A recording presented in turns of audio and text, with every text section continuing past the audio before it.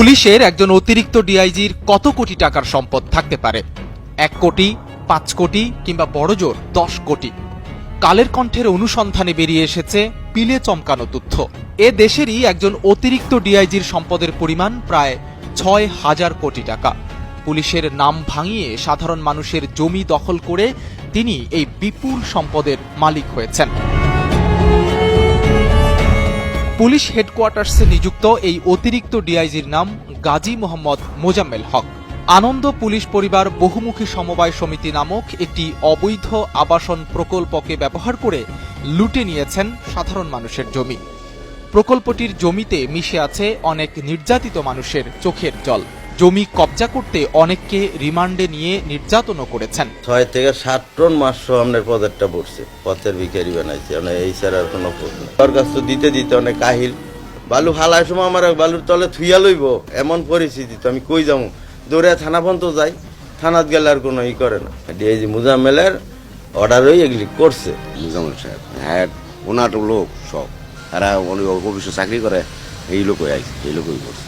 বড় লোক মানুষ, আমি হ্যাঁ গেল কেমনি তুললাম এখন ভয় না। প্রায় 6,650 কোটি টাকার এই আবাসন প্রকল্পটির পরিচালক হিসেবে দায়িত্ব পালন করছেন গাজী মোহাম্মদ মোজাম্মেল হক।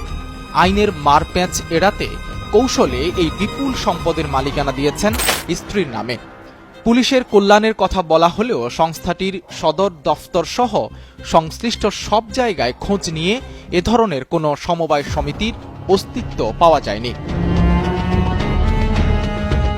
অনুসন্ধানে পাওয়া যায়, স্ত্রীর নামে পুলিশের শীর্ষ এই কর্মকর্তা দেশের বিভিন্ন এলাকায় গড়ে তুলেছেন প্রায় 3,500 বিঘা জমি। এর মধ্যে নারায়ণগঞ্জের রূপগঞ্জে আবাসন প্রকল্পেই রয়েছে 3,000 বিঘা জমি, যার বাজার মূল্য প্রায় 6,650 কোটি টাকা। এর পাশে প্রায় 100 বিঘা জমিতে রয়েছে বাগানবাড়ি, যার বর্তমান মূল্য প্রায় 165 কোটি টাকা। জানা গেছে, গাজী মোহাম্মদ মোজাম্মেল হক কুমিল্লার মেঘনা উপজেলার বড়কান্দা ইউনিয়নের হরিপুর গ্রামে স্ত্রীর নামে গড়েছেন সম্পদের পাহাড়।